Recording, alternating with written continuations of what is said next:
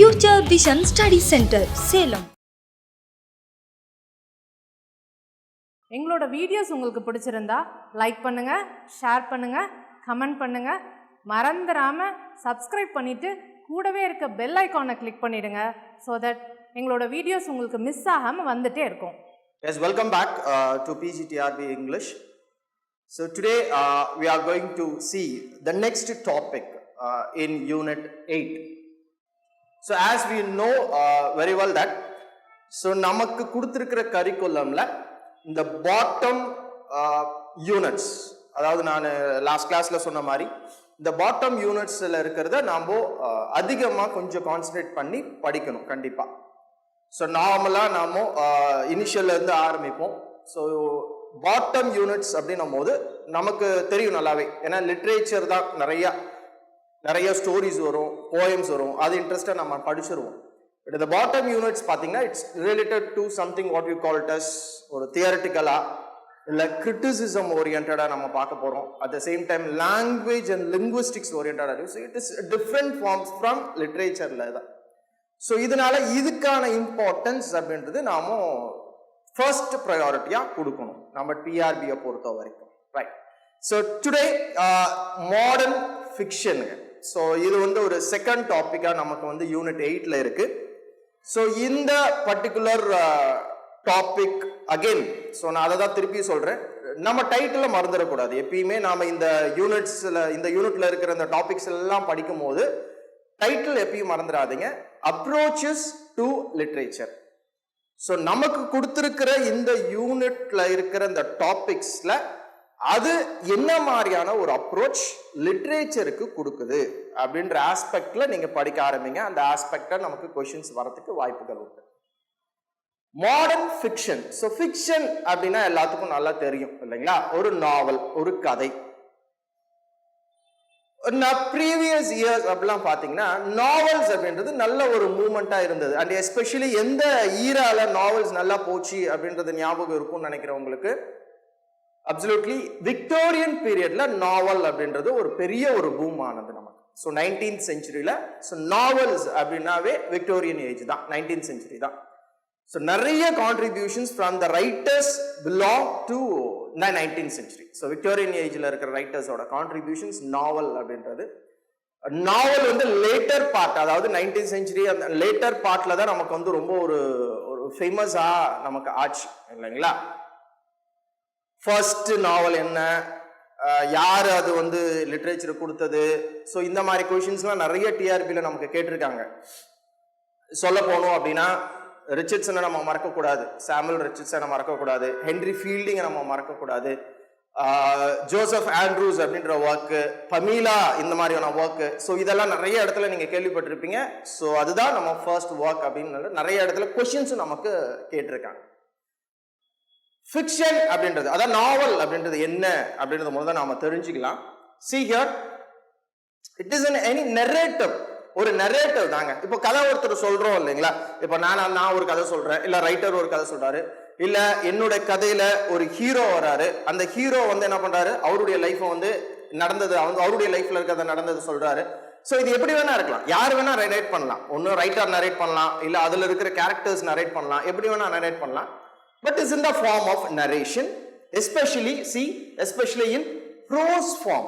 So இந்த poetryக்கு இங்க நமக்கு வேலை இல்லை. When you go for a drama, கொஞ்சம் அப்படியே ரிவர்ஸ் பண்ணி டிராமா சைட்ல போனீங்கன்னா, டிராமால நமக்கு இந்த poetic ways அப்படின்னு இருக்கு. ஞாபகம் இருக்கும்னு நினைக்கிறேன் உங்களுக்கு. அந்த verse form அப்படின்னு நான் சொன்னேன். The verse form அப்படின்றது என்னன்னா ஒரு poetic way அதுல இருக்கும். பட் நம்ம ஃபிக்ஷன், அதாவது நாவல் வந்திருக்கோம் அப்படின்னா நமக்கு ஒரே ஃபார்ம் என்ன அப்படின்னா ப்ரோஸ் ஃபார்ம்ல தான் நம்மளுடைய நரேஷன். ஒரு நாவல், ஒரு ஃபிக்ஷனோட நரேஷன் அப்படிதான் இருக்கும். It is a kind of narration. ஒரு கதை சொல்ற மாதிரி, அது யார் வேணா சொல்லலாம். அதெல்லாம் தான் நம்ம இதுல பார்க்க போறோம், இந்த டாபிக்ல பார்க்க போறோம். It is in the form of a prose, ஒரு ப்ரோஸ் ஃபார்ம்ல இருக்கும் அப்படின்றதான். ஒரு சர்டன் ஒரு நாவலுக்கு, ஒரு ஃபிக்ஷனுக்கு சர்டன் திங்ஸ் நமக்கு இருக்கணும். கண்டிப்பா அந்த நாவல்ல என்னென்ன இருக்கணும் அப்படின்றத ஒரு ஸ்ட்ரக்சர்னு சொல்லி நம்ம பார்த்தோம். இந்த இடத்துல நம்ம சில எலிமெண்ட்ஸ் அப்படின்றது ரொம்ப ரொம்ப முக்கியம் ஒரு நாவலுக்கு. ஒரு ஃபிக்ஷன் அப்படின்னு எடுத்துக்கிட்டா, ஒரு கதை அப்படின்னு எடுத்துக்கிட்டோம், இல்ல நம்ம படிக்கிறோம், அந்த கதையை நம்ம படிக்கிறோம் அப்படின்னா அதுல என்னென்ன எலிமெண்ட்ஸ்லாம் ரொம்ப முக்கியமா இருக்கணும். ஸோ இதெல்லாம் இருந்தா ஒரு ரீடர்ஸ்க்கு ஒரு நல்ல ஒரு அப்சர்வேஷன் கிடைக்கும், இல்லை இன்ட்ரெஸ்டிங் கிடைக்கும் அப்படின்றது. ஏன்னா ஃபிக்ஷன் ஒரு நாவல் எழுதுறதுக்கான காரணம் என்ன, படிக்கிறாங்க. So only for readers. But drama is not like that இல்லைங்களா. So drama is written to enact, ஸ்டேஜ்ல எனாக்ட் பண்றதுக்காக தான் மெயினா. அதுக்கு தான் எனக்கு படிக்கிறதுக்காக எழுதுனாங்க. அது வந்து க்ளோசர் டிராமான்னு சொல்லுவோம் நாம, படிக்கிறதுக்காக எழுதுனாங்க. பட் பிரைமரி திங், டிராமாவோட பிரைமரி திங் என்ன அப்படின்னா ஒரு எனாக்ஷன், ஒரு ஸ்டேஜ்ல எனாக்ட் பண்ணணும் அப்படின்றதுக்காக எழுதுனது தான் டிராமா. பட் நாவல் அப்படி கிடையாது, ஃபிக்ஷன் அப்படி கிடையாது. ஒரு ஸ்டோரி, ஒரு ரீடர் என்ன பண்ணணும் அந்த நாவலை படிக்கும் போது, ஸோ எவ்வளவு அளவா எந்த அளவுக்கு அந்த இன்ட்ரெஸ்ட் எடுத்துக்கிறாரு. ஸோ அந்த இன்ட்ரெஸ்ட் இருக்கணும் அப்படின்னா சர்டன் எலிமெண்ட்ஸ் அந்த நாவல்ல இருக்கணும், அந்த ஃபிக்ஷன்ல இருக்கணும் அப்படின்றது தாங்க.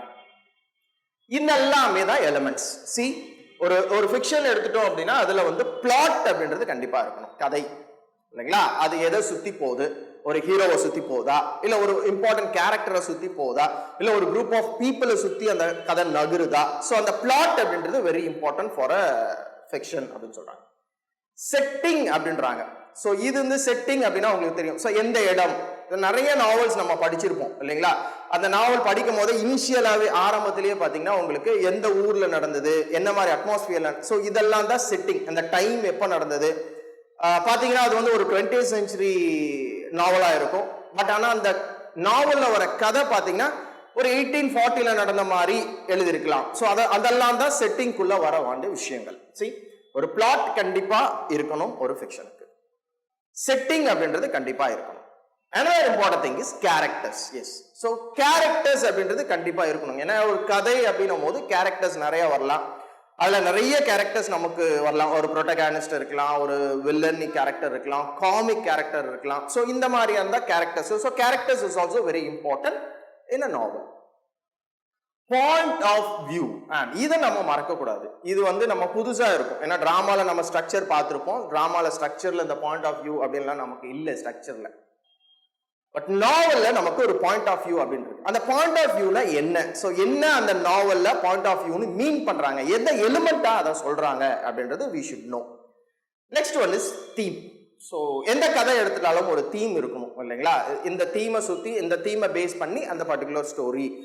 இப்போ ஒரு நம்ம ஃபிலிமே எடுத்துட்டாலும் அந்த ஃபிலிமுக்கு ஏதோ ஒரு தீம் கான்சென்ட்ரேட் பண்ணி சில பேர் எடுக்கிறாங்க இல்லைங்களா. ஸோ அதை தான். ஸோ இது எல்லாமே ஒரு ஃபிக்ஷனுக்கு கூடிய எலிமெண்ட்ஸ் அப்படின்னு சொல்லலாம். அப்போ ஒரு ஃபிக்ஷன் அப்படின்னா அத ஸ்டோரியை நம்ம படிக்கும் போது அதுல என்ன இருக்கணும், இந்த மாதிரி எலிமெண்ட்ஸ் எல்லாம் அதுல இருக்கணும். இந்த மாதிரி எலிமெண்ட்ஸ்லாம் இருந்தா ஒரு ரீடர்ஸ்க்கு நல்லா இருக்கும் அப்படின்றது தான். ஸோ நவ் இந்த எலிமெண்ட்ஸை கொஞ்சம் டீடைல்டா நம்ம பார்க்க போறோம். ஃபர்ஸ்ட் எலிமெண்ட் இஸ் பிளாட்டுங்க. சி, பிளாட் அப்படின்னா என்ன? It is a sequence of events, right? ஒரு கதையில நிறைய சின்ன சின்ன ஈவெண்ட்ஸ் எல்லாம் இருக்கும் இல்லைங்களா. ஸோ அந்த ஈவெண்ட்ஸ் எல்லாம் ஒன்று சேர்த்தி தான் நம்ம ஒரு கதையா வந்து படிக்க போறோம். அந்த சீக்வன்ஸ் அப்படின்றது ரொம்ப முக்கியம்னு சொல்றாங்க பிளாட்ல. சீக்வன்ஸ் அப்படின்னா என்னன்னா ஒரு கோஹிரன்ஸ், ஒரு ஆர்டர். ஸோ கரெக்டான ஒரு ஆர்டர்ல அந்த ஈவெண்ட்டை வந்து சேர்த்து கொண்டு போகணும். அது ஒரு கதைக்கு ரொம்ப ரொம்ப முக்கியமான ஒரு விஷயம் அப்படின்னு சொல்றாங்க. ஸோ பிளாட் அப்படின்றது ஒரு சீக்வன்ஸ், ஈவெண்ட்ஸ், நிறைய ஈவெண்ட்ஸ் அந்த கதையில இருக்கும், நிறைய ஈவெண்ட்ஸ் அந்த பர்டிகுலர் ஃபிக்ஷன்ல இருக்கும். பட் அதை சீக்வன்ஸிலா கொண்டு போகணும் அப்படின்றது ஒரு இம்பார்ட்டன்டான plot.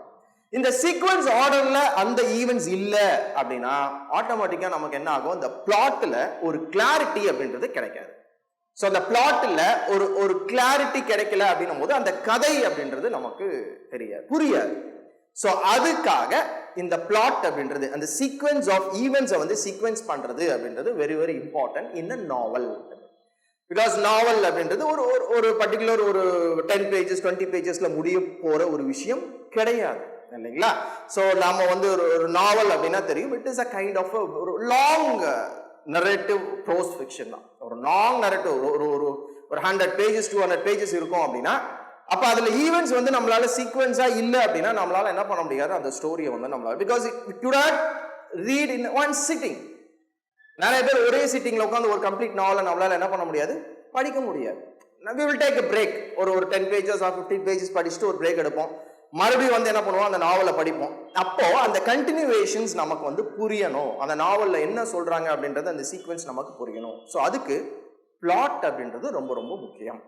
So plot is a very important element in a fiction அப்படின்னு சொல்றாங்க. ஸோ பிளாட்னா என்ன? So sequence of events. So that should have a beginning, a middle and end. ஒரு கதையோட அழகான ஒரு ஆரம்பம், ஒரு middle part of the story and as well as ஒரு அழகான ஒரு முடிவு, ஒரு எண்ட் அப்படின்றது கண்டிப்பா அந்த கதைக்கு இருக்கணும், அந்த நாவலுக்கு இருக்கணும் அப்படின்றாங்க. ஸோ இந்த பிளாட்டை 5 பார்ட்ஸா என்ன பண்றாங்க, பிரிக்கிறாங்க. ஸோ அந்த சீக்வென்ஸை ஒரு 5 பார்ட்ஸா என்ன பண்றாங்க. ஸோ பிளாட்டை 5 பார்ட்ஸா நம்ம பிரிக்கிறோம். இங்க see this is one of the element, plot அப்படின்றது one of the element. So இதுல நமக்கு என்ன ஆகுது, ஒரு 5 பார்ட்ஸ் வருது. பிளாட்லயே நமக்கு 5 பார்ட்ஸ் வருது. அது என்னன்னு நம்ம see. Exposition, this is the first part in plot. Plotல இருக்கிற first part என்ன அப்படின்னு பாத்தீங்கன்னா exposition. So what is meant by exposition? See, so the beginning of the story where the characters and setting introduced. ஒரு கதை ஆரம்பிக்கும் போது ஒரு செட்டிங்கோட தான் ஆரம்பிக்கணும். ஒரு செட்டிங் அப்படின்றத நான் ஏற்கனவே சொல்லிட்டேன், எந்த காலத்துல நடந்தது அப்படின்னு சொல்லலாம், இல்லைன்னா இந்த இயர்ல நடந்தது அப்படின்னு சொல்லலாம், இல்லைன்னா எந்த ஒரு அட்மாஸ்பியர். ஸோ அதுல நிறைய பாட்டு இருக்கு, இந்த செட்டிங்ல நிறைய விஷயங்கள் இருக்கு. ஒரு ரெய்னி டே அப்படின்றதும் ஒரு செட்டிங், கைண்ட் ஆஃப் செட்டிங் தான். இல்ல ஒரு சன்னி டே அப்படின்றதும் கைண்ட் ஆஃப் செட்டிங் தான். இல்ல இன்னைக்கு இந்த சென்ஸ் வெட்னஸ்டே அப்படின்றதும் ஒரு கைண்ட் ஆஃப் செட்டிங் தான். ஸோ செட்டிங் அப்படின்றது நிறைய வரும். ஒரு கதையில, ஒரு நாவல்ல ஒரு செட்டிங்கும் இல்ல கேரக்டர்ஸ் எங்க இன்ட்ரோடியூஸ் ஆறாங்களோ அந்த பர்டிகுலர், அது எப்பயுமே ஒரு பிகினிங் பார்ட்டா இருக்கும் இல்லைங்களா.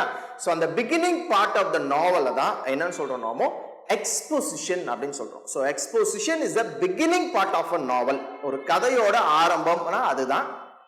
அதுல தான் மெயின் கேரக்டர்ஸும் இம்பார்ட்டன்ட், அந்த செட்டிங்கும் அதுல என்ன பண்ணுவோம், இன்ட்ரடியூஸ் பண்ணுவாரு ரைட்டர். சோ ஒரு நாவலிஸ்ட் என்ன பண்றாரு, இன்ட்ரடியூஸ் பண்றாரு. So that is the first part of a plot. பிளாட்டோட ஃபர்ஸ்ட் பார்ட் அப்படின்றது எக்ஸ்போசிஷன் அப்படின்னு நம்ம சொல்லலாம்.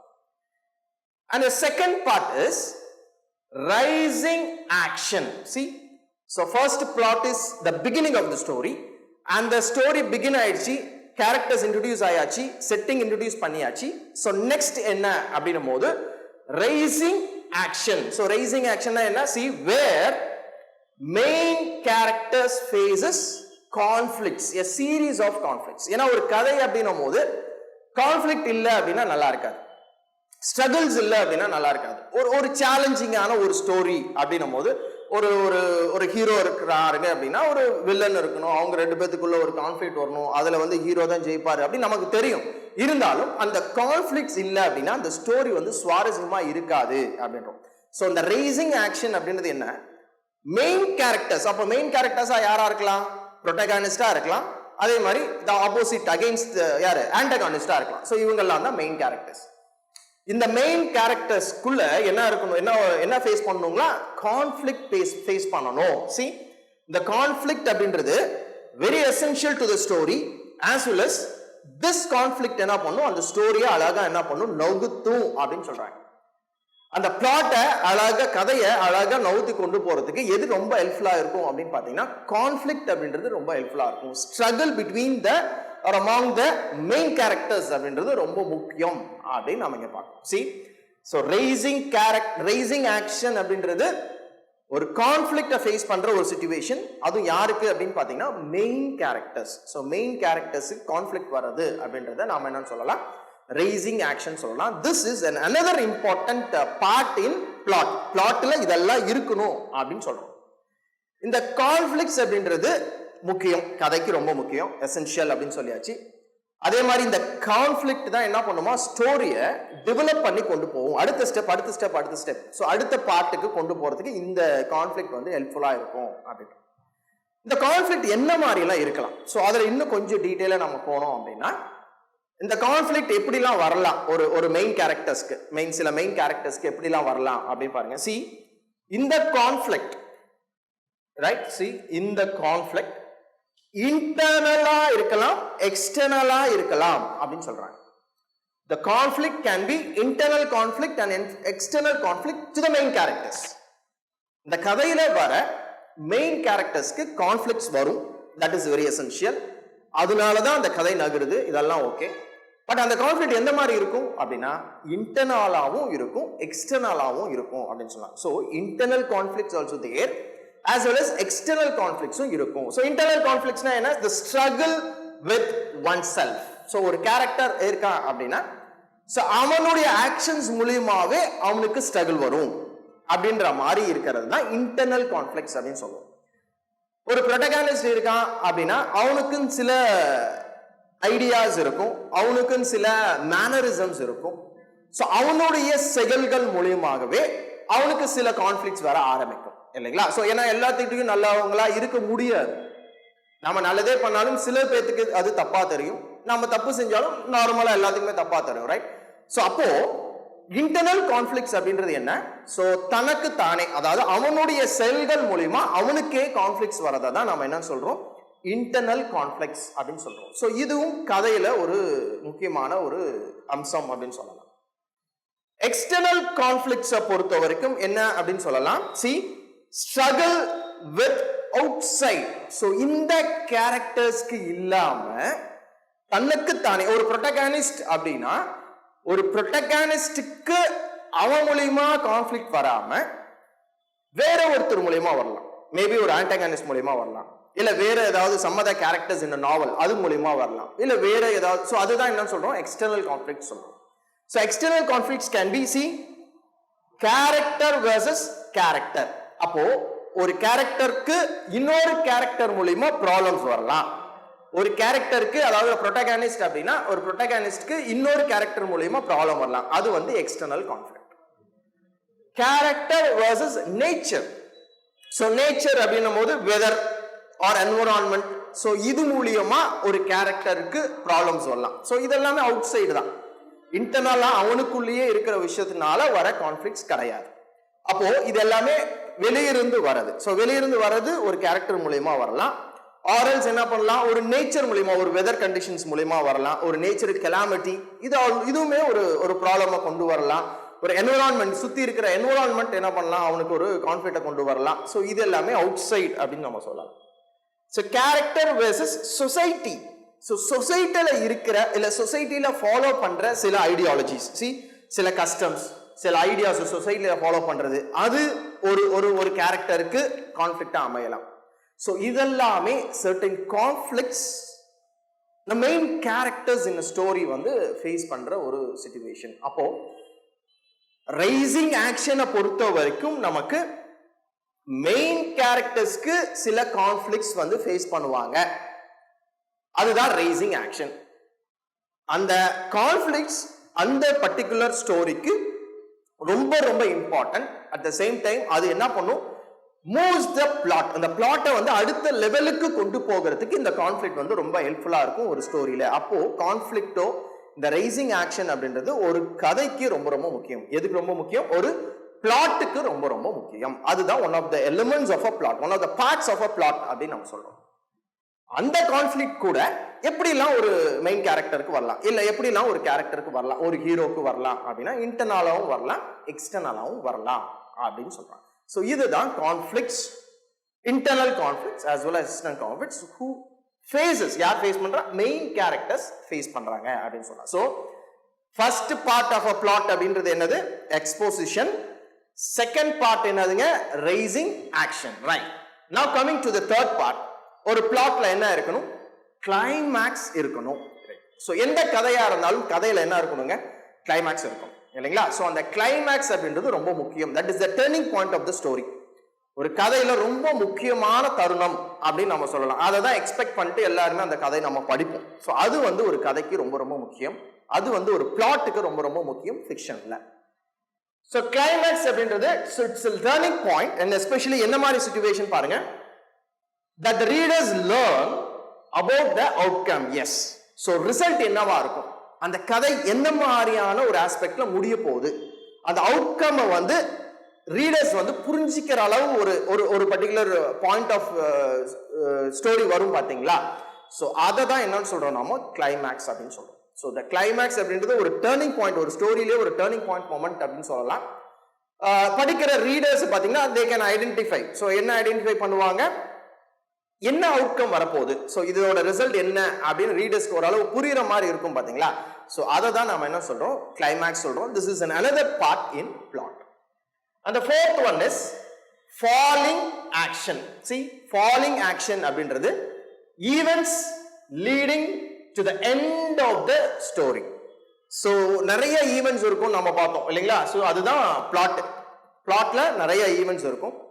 அந்த ஈவெண்ட்ஸ்ல ஒரு கிளைமேக்ஸும் ஒரு டெலமா, அந்த ஃபால், அந்த லாஸ்ட் எண்டுக்கும் கிளைமேக்ஸ்க்கும் நடுவுல ஒரு சிச்சுவேஷன் வரும். என்ன சிச்சுவேஷன்? சி, கதை முடிய போகுது அப்படின்ற ஒரு மாதிரியான ஒரு தருணம் வரும் நமக்கு இல்லைங்களா. அந்த பர்டிகுலர் ஃபிக்ஷன் வந்து முடிகிற மாதிரி ஒரு தருணம் வரும். ஸோ அதை தான் நம்ம என்ன சொல்றோம், ஃபாலிங் ஆக்ஷன் அப்படின்னு சொல்றோம். ஸோ நல்லா புரிஞ்சுக்கோங்க, கிளைமேக்ஸ் அப்படின்றது ஒரு ஸ்டோரியோட அவுட்கம் எப்படி இருக்கும் அப்படின்ற ஒரு பொசிஷனை நம்ம தெரிஞ்சுக்கிட்டோம் அந்த ஸ்டோரியில அப்படின்னா அதுதான் வந்து climax. It is a part of a plot. அதுக்கு அடுத்தபடியா என்னன்னா, எண்ட் ஆஃப் த ஸ்டோரிக்கும் கிளைமேக்ஸ்க்கும் நடுவுல ஒரு ஃபாலிங் ஆக்ஷன், அதாவது towards the end of the story, end of the ஸ்டோரியை முடிக்கிற தருணத்துல நமக்கு ஒரு பார்ட், அதுதான் ஃபாலிங் ஆக்ஷன். அது பிளாட்டுக்கு ரொம்ப ரொம்ப முக்கியம் சொல்லலாம். Resolution, so this is nothing but a final outcome, the end of the story. So the கடைசியா end of the story, அதை தான் என்னன்னு சொல்றோம் நாம ரெசல்யூஷன் அப்படின்னு சொல்றோம், ரைட்?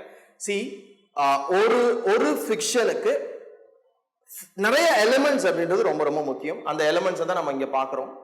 அதுல one of the most important element, அந்த ஃபர்ஸ்ட் எலிமெண்ட் என்ன சொல்றோம் நம்ம, பிளாட் அப்படின்னு சொல்றோம். ஸோ பிளாட் அப்படின்றது என்னது, ஒரு ordering or sequence of the events. So கதையில நிறைய ஈவெண்ட்ஸை கரெக்டான பொசிஷன்ல ஆர்டர் பண்ணி கொடுக்கணும் அப்படின்றது தான். ஸோ அதுல நமக்கு 5 பார்ட்ஸ் அப்படின்றது நம்ம தெரிஞ்சுக்க வேண்டியது. ஒரு பிளாட்லயே முக்கியமா 5 பார்ட்ஸ் இருக்கணும் அப்படின்றது. அந்த 5 பார்ட்ஸ் தான் இப்போ நம்ம பார்த்தோம், right? So exposition, rising action, climax, falling action and resolution. So இந்த 5 பார்ட்டும் ஒரு பிளாட் அப்படின்றதுக்கு ஒரு முக்கியம். ஒரு ஃபிக்ஷன் நீங்க எடுத்து படிக்கிறீங்க அப்படின்னா இந்த பிளாட்ல இந்த மாதிரி 5 பார்ட்ஸும் அந்த பிளாட்ல இருக்கணும் அப்படின்றது இட்ஸ் வெரி இம்பார்ட்டன்ட், ரைட்? நவ we move on to the second element. So ரெண்டாவது எலிமெண்ட்டுக்கு நம்ம போறோம்.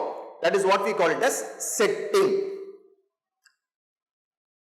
பிளாட், அதாவது கதை ஆரம்பிக்கும் போது, ஒரு ஃபிக்ஷன் ஆரம்பிக்கும் போது the beginning of the story அப்படின்றது இல்லைங்களா, the beginning of the storyல இந்த செட்டிங்கும் கேரக்டர்ஸும் இன்ட்ரோடியூஸ் ஆவாங்க. அப்போ கேரக்டர்ஸும் இன்ட்ரோடியூஸ் ஆவாங்க, செட்டிங் அப்படின்றது பிகினிங் ஆஃப் த ஸ்டோரியிலே வந்துடும் நமக்கு. அப்போ செட்டிங் அப்படின்றது வெரி இம்பார்ட்டன்ட் பார்ட். அப்போ செட்டிங்னா என்ன? C, the time as well as the place where the story takes place. So எந்த இடத்துல இந்த ஸ்டோரி வந்து ஆரம்பிக்குது, அதுதான் என்ன டைம்ல ஆரம்பிக்குது, இல்லை எந்த இடத்துல ஆரம்பிக்குது, எந்த பிளேஸ்ல ஆரம்பிக்குது. ஸோ அது வந்து முக்கியம். அதுதான் நாம என்ன சொல்றோம், செட்டிங் அப்படின்னு சொல்றோம். ஸோ டைமும் பிளேஸும் அந்த கதைக்கு முக்கியத்துவம் அப்படின்னும் போது அதை வந்து ரைட்டர்ஸ் மென்ஷன் பண்ணுவாங்க இல்லைங்களா, அந்த நாவலிஸ்ட் வில் மென்ஷன். அதுதான் செட்டிங் அப்படின்னு சொல்றோம். இந்த செட்டிங் ஷார்ட்டா இன்னும் கொஞ்சம் டீட்டெயிலா தெரிஞ்சுக்கலாம் அப்படின்னா, சி, பிளேஸ் அப்படின்றது ஒரு செட்டிங்ல ஒரு பார்ட்டுங்க. ஸோ பிளேஸ்னா என்ன, ஒரு ஜியோகிராபிக்கல் லொகேஷன். ஸோ நிறைய கதையில இடம் சொல்லுவாங்க. So it is this story happened in this particular city. அந்த சிட்டியவே என்ன பண்ணுவாங்க, மென்ஷன் பண்ணுவாங்க.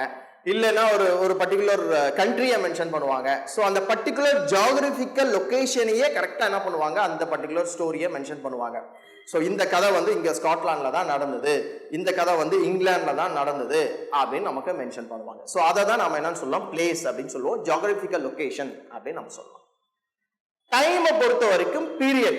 ஸோ அந்த ஹிஸ்டாரிக்கல் பீரியட்னா என்ன சொல்றது, எந்த இயர்ல நடந்தது அப்படின்னு சொல்லலாம், எந்த ஈரால நடந்தது அப்படின்னு சொல்லலாம், இல்லைன்னா டே, அதை டே பர்டிகுலர் டேவை அங்கே மென்ஷன் பண்ணலாம், இல்லை டேட்டை மென்ஷன் பண்ணலாம். ஸோ இந்த மாதிரியான மென்ஷன் பண்ணுறது, இயரை மென்ஷன் பண்ணுறது. ஸோ இது எல்லாம் தான் எங்கே வரும், அந்த டைம் அப்படின்றதுல வரும். ஸோ பிளேஸ் அப்படின்றது geographical area, name of a place சொல்றது. டைம் அப்படின்றது எந்த நேரம் அப்படின்றத குறிப்பிட்டு சொல்றது தான் டைம் அப்படின்னு சொல்லலாம். Weather conditions also applicable in setting. இந்த செட்டிங்ல வெதர் கண்டிஷன்ஸும் வரும். நான் ஆல்ரெடி நான் சொன்ன மாதிரி.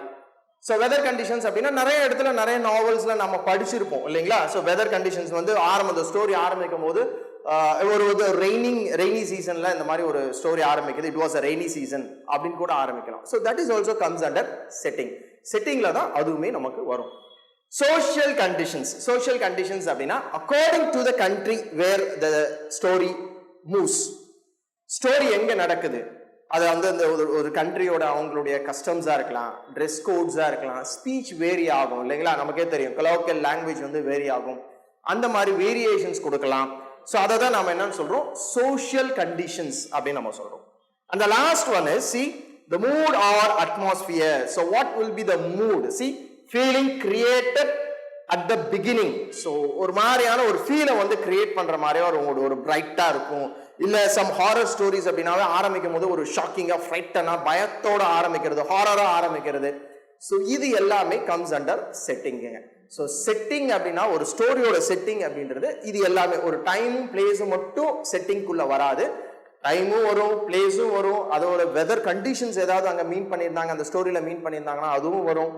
ஒரு ரீடரோட ஒரு ஃபீல் எப்படி இருக்கு, அந்த ரீடர் அந்த ஆரம்பம், அந்த கதை ஆரம்பிக்கும் போது படிக்கும் போது அந்த ரீடரை எப்படி வச்சுக்குது, அந்த கதை கூலா வச்சுக்குதா இல்ல பயமா வச்சுக்குதா. ஏன்னா சில நாவல்ஸ்லாம் நம்ம இனிஷியலா படிக்கும் போது நமக்கு ஒரு ஹாரரா ஒரு பயமா இருக்கிற மாதிரிலாம் இருக்கும். ஸோ அந்த மாதிரி வச்சுக்குதா. ஸோ இதை தான் என்னன்னு சொல்றோம், இந்த மூட் ஆர் அட்மாஸ்பியர் அப்படின்னு சொல்றோம். So this is about the setting of a fiction. ஒரு கதைக்கான செட், ஒரு நாவலுக்கான see, first element is plot and second element is setting. The third element now the characters. So very important part. ஏன்னா characters இல்லாம எந்த ஒரு கதையும் நம்மளால என்ன பண்ண முடியாது, மூவ் பண்ண முடியாது. ஒரு கதையை நம்ம மூவ் பண்றோம் அப்படின்னா அதுல கேரக்டர்ஸோட ரோல் அப்படின்றது very very important. So characters கண்டிப்பா ஒரு நாவலுக்கு முக்கியம். ஸோ அந்த கேரக்டர்ஸ் அப்படின்றது எப்படி எதுவா இருக்கலாம், என்ன வேணா இருக்கலாம். ஏன்னா ஒரு கதையில ஒரு ஹீரோ வந்து ஹியூமனா தான் இருக்கணும்ன்ற அவசியம் இல்லை. ஒரு அனிமலா இருக்கலாம், ஒரு சூப்பர் நேச்சுரலா இருக்கலாம், இல்ல வாட் யூ கால் இட் ஏதோ ஒரு விஷுவலைஸ் ஃபிகரா இருக்கு, யாரா வேணா இருக்கலாம். ஒரு மென் தான் இருக்கணும், ஒரு ஃபீமேல் தான் இருக்கணும் அப்படின்றது கிடையாது. ஒரு important role or important character. So எதை வந்து அந்த ஸ்டோரி வந்து ஃபுல்லா ரவுண்டா சுத்தி போகுது, அந்த கதை நவுந்து போகுது, மூவ் ஆகி போகுது அப்படின்றத நம்ம வந்து கேரக்டர்ஸ் அப்படின்னு சொல்லலாம். ஸோ ப்ரொட்டகானிஸ்ட் அப்படின்றது, ஸோ கேரக்டர்ஸ்ல யார் யாரெல்லாம் இருக்கலாம் மெயினா. ப்ரொட்டகானிஸ்ட் நமக்கு தெரியும், hero of the story. So ஒரு கதையோட முக்கியமான ஒரு கேரக்டர். ஸோ இந்த ப்ரொட்டகானிஸ்ட சுத்தி தான் அந்த கதை என்ன ஆகும், நவுந்து போகும், from the beginning to the end அப்படின்னு நம்ம சொல்லலாம். ஆன்டகானிஸ்ட் அப்படின்றது ஒரு கேரக்டரா இருக்கலாம், இல்லைன்னா ஒரு குரூப் ஆஃப் கேரக்டர்ஸா இருக்கலாம். ஸோ அவங்க என்ன ரோல் பிளே பண்ணுவாங்க, so they will play the role, they cause conflicts to the protagonist. So ப்ரொட்டகானிஸ்டுக்கு கான்ஃப்ளிக்ட்ஸ், ஒரு ஹீரோக்கு ஒரு மாதிரியான ஸ்ட்ரகிளை உருவாக்குறது, அப்டக்கிளை உருவாக்குறது, அந்த மாதிரியான ரோல் தான் யாருடைய role, antagonist, who is against protagonist. So ப்ரொட்டகானிஸ்டுக்கு அகைன்ஸ்டா செயல்படுறவங்கள தான் நம்ம என்னன்னு சொல்லுவோம், ஆன்டகானிஸ்ட் அப்படின்னு சொல்லுவோம். அது வந்து ஒருத்தரா இருக்கலாம், இல்லைன்னா ஒரு குரூப் ஆஃப் பீப்புளா இருக்கலாம். So next is minor characters. ஒரு கேரக்டர்ஸ் அப்படின்றது ஒரு நாவல்ல நிறைய இருக்குங்க. ஸோ அதில் ப்ரொட்டகானிஸ்ட் அப்படின்றது ஒரு மெயின் கேரக்டர், ஆன்டகானிஸ்ட் அப்படின்றது ஒரு அகெயின்ஸ்ட், ஒரு ப்ரொட்டகானிஸ்டுக்கு அகெயின்ஸ்டாக செய்கிற சில விஷயங்கள், அதுதான் the causes conflicts to the main character, அதாவது ப்ரொட்டகானிஸ்டுக்கு காசஸ். ஸோ இதெல்லாம் பார்க்கும்போது ஈவன் மைனர் கேரக்டர்ஸ் அப்படின்றோம். ஸோ மைனர் கேரக்டர்ஸ் அப்படின்றது என்ன, see other characters in the story. ஒரு நாவல், ஒரு ஃபிக்ஷன்ல ஒரு முக்கியமான கேரக்டர்ஸ் இல்லாம சில கேரக்டர்ஸ் இருப்பாங்க, அதர் கேரக்டர்ஸ் சின்ன சின்ன ரோல் பிளே பண்ணிட்டு இருப்பாங்க இல்லைங்களா. ஒரு 2 சீன் வருவாங்க, 4 சீன் வருவாங்க, இல்ல கதை ஃபுல்லா வருவாங்க, பட் அவங்களோட ரோல் அப்படின்றது ரொம்ப கம்மியா தான் இருக்கும். ஸோ அவங்கள தான் நம்ம என்னன்னு சொல்லுவோம், மைனர் கேரக்டர்ஸ் அப்படின்னு நம்ம சொல்லுவோம். ஸோ மைனர் கேரக்டர்ஸ் அப்படின்றது, so there not much important as major. So major அப்படின்னா மேஜர் கேரக்டர்ஸை கம்பேர் பண்ணும்போது மைனர் கேரக்டர்ஸ் ரொம்ப முக்கியம் கிடையாது அந்த கதைக்கு. ஆனால் see, they play a very larger part in the story. So அவங்க அந்த பர்டிகுலர் நாவல்ல, பர்டிகுலர் கதையில அவங்களுடைய ரோல் அப்படின்றது கண்டிப்பா தேவை அப்படின்னு சொல்லலாம். ஸோ அவங்களுடைய ரோல்ஸ் இல்லாம மேஜர் கேரக்டர்ஸோட ரோல்ஸ் ஒன்றும் பண்ண முடியாது. ஸோ அவங்களுடைய ரோல் அப்படின்றது வெரி லார்ஜர் பார்ட் அப்படின்னு நம்ம சொல்லலாம். see, their actions in the sense அந்த மைனர் கேரக்டர்ஸோட actions drive the story. So அந்த ஸ்டோரியை அடுத்த லெவலுக்கு மூவ் பண்ணி போறது, டிரைவ் பண்ணி கொண்டு போறதுக்கு இந்த மைனர் கேரக்டர்ஸ் அப்படின்றவங்க ரொம்ப ரொம்ப முக்கியம். நெக்ஸ்ட் கேரக்டர்ஸ்ல நெக்ஸ்ட் யார் இருக்கலாம், ஃபாயில் கேரக்டர்ஸ். see, ஒரு கதையில ஃபாயில் கேரக்டர்ஸ் கூட இருக்கலாம். ஸோ அந்த ஃபாயில் கேரக்டர்ஸ்னா யாரு, so someone who opposes the hero.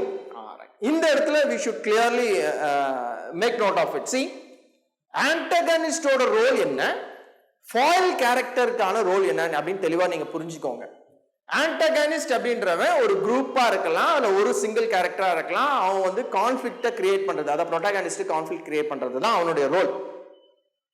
Foil கேரக்டரும் அதே மாதிரி தான். ஸோ ஆன்டகானிஸ்ட் மாதிரியே தான் ப்ரோட்டகனிஸ்டுக்கு அகெயின்ஸ்டா செயல்படுறது அப்படின்றது ஃபாயில் கேரக்டர். பட் ஃபாயில் கேரக்டருக்கு என்ன அப்படின்னா, he highlights the characteristics of the hero. நல்லா புரிஞ்சுக்கோங்க, ஒரு ஹீரோ இருக்கிறான் அப்படின்னா அந்த ஹீரோவை பத்தி நல்ல விஷயங்களை ஒரு கேரக்டர், அதாவது அவனுக்கு ஹீரோக்கு அகெயின்ஸ்டா இருக்கிற கேரக்டர் சொல்ல மாட்டான். இப்போ உங்களுக்கே நல்லா தெரியும், நிறைய நம்ம கதையில வந்து ஒரு வில்லனி கேரக்டர் பார்த்துருக்கோம், அதாவது ஆன்டகானிஸ்ட் பார்த்துருக்கோம். ஆன்டகானிஸ்ட் கூடயே சில கேரக்டர்ஸ் எல்லாரும் இருப்பாங்க. ஸோ அந்த கேரக்டர்ஸ்லாம் என்ன பண்ணுவாங்க, ஒன் ஆஃப் த கேரக்டர்ஸ் என்ன பண்ணுவான், ஆன்டகானிஸ்ட் கூடயே இருந்துக்கிட்டு ப்ரோட்டகானிஸ்டோட ஒரு பிரேவான விஷயம், அவன் எதுக்கும் பயப்பட மாட்டான், அவன் வித்தியாசமா, ஸோ அந்த மாதிரி ஒரு புகழ்ந்து பேசுவாங்க பாத்தீங்களா, ஹைலைட் பண்ணி பேசுவாங்க பாத்தீங்களா, அது வந்து ஆன்டகானிஸ்ட் பண்ண மாட்டான். ஆனா அது யார் பண்ணுவா, ஃபாயில் கேரக்டர் வில் டு. ஹீரோக்கு அகெயின்ஸ்டா இருப்பான், but at the same time ஹீரோவோட ஒரு ஹைலைட் ஆன கேரக்டர்ஸை என்ன பண்ணுவான், அவன் வெளியே சொல்லிக்கிட்டே இருப்பான் அப்படின்னு நம்ம சொல்லலாம். இதுக்கு ஒரு நல்ல எக்ஸாம்பிள் அப்படின்னு என்ன பார்க்கலாம் அப்படின்னா, நீங்க அந்த அந்த லயன் கிங் மூவி எல்லாருமே பார்த்திருப்பீங்க. ஸோ அந்த லயன் கிங்கோட மூவியில பாத்தீங்கன்னா அந்த ஒரு ஸ்கார் அப்படின்ற ஒரு கேரக்டர் வரும். அந்த ஸ்கார் தான் ஒரு ஆன்டகானிஸ்ட் ரோல் பிளே பண்ணும். பட் அது ஆன்டகானிஸ்ட் கிடையாது, அது வந்து ஒரு ஃபாயில் கேரக்டர் அப்படின்னு சொல்லலாம். ஏன் அப்படின்னா அந்த ஸ்கார் என்ன பண்ணும், அந்த லயன் கிங்கோட அந்த சிம்பாவோட அப்பாவோட ஹைலைட் பண்ணிட்டே இருக்கும். எதை ஹைலைட் பண்ணும், அதோட ஹைலைட் கேரக்டர்ஸ் வந்து ஹைலைட் பண்ணிட்டே இருக்கும். அந்த மூவி பார்த்துருந்தீங்கன்னா உங்களுக்கு தெரியும். ஸோ அதை தான் என்னன்னு சொல்லுவோம், ஃபாயில் கேரக்டர்ஸ் அப்படின்னு சொல்லுவோம். ஸோ ஹீரோக்கு அகெயின்ஸ்டா இருந்தாலும் ஹீரோவோட நல்ல விஷயங்களை ஹைலைட் பண்ணியே சில பேர் என்ன பண்ணுவாங்க, பேசி அதை என்ன பண்ணுவாங்க, கீழே ட்ரவுன் டவுன் பண்ணுவாங்க. ஸோ அந்த மாதிரி கேரக்டர்ஸ் நம்ம என்னன்னு சொல்லலாம், ஃபாயில் கேரக்டர்ஸ் சொல்லலாம். Static character. ஸ்டாட்டிக் கேரக்டர் அப்படின்னா ஒரு ஸ்டோரியில do not change throughout the story. ஸ்டோரியோட ஆரம்பத்துல இருந்து கடைசி வரைக்கும் எந்த மாற்றமும் இல்லை. ஸோ இது எங்கேயோ நம்ம கேள்விப்பட்ட மாதிரி இருந்திருக்கும். எஸ், டிராமால கேரக்டர்ஸ்ல நாம பார்த்தோம், அது உங்களுக்கு ஞாபகம் இருக்குமா, இல்ல படிச்சிருப்பீங்க, இல்ல கிளாஸ் கவனிக்கும் போது உங்களுக்கு ஞாபகம் இருந்திருக்கும். டிராமாலையும் சர்டன் கேரக்டர்ஸ் நம்ம பார்த்தோம். அதுல இதே மாதிரி கேரக்டர்ஸ் பார்த்தோம், ரெண்டு, ரவுண்டு கேரக்டர், பிளாட் கேரக்டர்னு பார்த்தோம். அதையும் நாவலுக்கும் உள்ள இருக்கிறத நீங்க கன்ஃபியூஸ் பண்ணிக்காதீங்க, கொஞ்சம் கிளியரா புரிஞ்சுக்கோங்க. டிராமால வேற, as well as ஃபிக்ஷன்ல வேற, அது ஞாபகம் வச்சுக்கோங்க. ஸோ ஸ்டாட்டிக் கேரக்டர் அப்படின்றது do not change throughout the story. ஒரு ஸ்டோரியில கடைசி வரைக்கும் மாறவே மாறான், அப்படியே இருப்பான், ஆரம்பத்துல இருந்து கடைசி வரைக்கும் அப்படியே இருப்பான் அப்படின்றவங்க ஸ்டாட்டிக் கேரக்டர் அப்படி சொல்லுவோம். ஸோ இதே மீனிங் டிராமாக்கு வேற கேரக்டர் அப்படின்னு நம்ம நேம் சொல்லியிருப்போம். ஸோ டைனமிக் கேரக்டர் அப்படின்னா யாரு, சேஞ்ச் த்ரூஅவுட் த ஸ்டோரி. ஸோ கதையில போற வரைக்கும் மாறிக்கிட்டே இருப்பான் அப்படின்னு சொல்லலாம். சில இடத்துல ஒரு மாதிரி இருப்பான், இன்னொரு இடத்துல, ஸோ அவனுடைய மாற்றங்கள் அந்த இடத்துல இருந்துகிட்டே இருக்கும் அப்படின்னு நம்ம சொல்லலாம். ஸோ இதெல்லாமே சர்டன் கேரக்டர்ஸ்ங்க. இன்னும் இருக்கு, we will see in the next ஸ்லைடுங்க. ஸோ கேரக்டர்ஸ் அப்படின்றது one of the important element of a fiction. ஃபிக்ஷனோட ஒன் ஆஃப் த எலிமெண்ட் அப்படின்றது பிளாட் பார்த்துட்டோம், செட்டிங் அப்படின்றதுனா என்னன்னு பார்த்துட்டோம், கேரக்டர்ஸ் அப்படின்றது நம்ம பார்த்துட்டு இருக்கோம். இது எல்லாமே இம்பார்ட்டன்டான சில characters, protagonist, antagonist, minor characters. So static, dynamic. So இதுல முக்கியமா என்ன அப்படின்னா, இந்த ஸ்டாட்டிக்னா என்ன, டைனமிக்னா என்ன. ஸோ டிராமாக்கும் ஃபிக்ஷனுக்கும் வேற வேற நம்ம வந்து கேரக்டருக்கான நேம் கொடுத்துருக்கு. அந்த நேமை நீங்க கன்ஃபியூஸ் பண்ணிக்காதீங்க. ஸோ அதுல ரவுண்டு ஃபிளாட் நம்ம கொடுத்துருப்போம், அதே ரவுண்டு ஃபிளாட் இங்கேயும் வரும், பட் அதோட அர்த்தம் அப்படின்றது நமக்கு மாறும். ஸோ அந்த கேரக்டர்ஸோட டிஃபரன்ஷியேஷன்ஸ் அந்த தெளிவாக ட்ராமாக்கும் ஃபிக்ஷனுக்கும் நம்ம புரிஞ்சுக்கணும். So these are some of the characters and the role played by main characters as well as minor characters in a fiction. Right? We'll see in the next. எங்களோட வீடியோஸ் உங்களுக்கு பிடிச்சிருந்தா லைக் பண்ணுங்க, ஷேர் பண்ணுங்க, comment பண்ணுங்க, மறந்துடாம subscribe பண்ணிட்டு கூடவே இருக்க பெல் ஐகானை கிளிக் பண்ணிடுங்க. ஸோ தட் எங்களோட வீடியோஸ் உங்களுக்கு மிஸ் ஆகாமல் வந்துட்டே இருக்கும். Future Vision Study Center, SKS Hospital Road, opposite to Hotel Lakshmi Prakash, near New Bus Stand, Salem. Cell 90420 30163.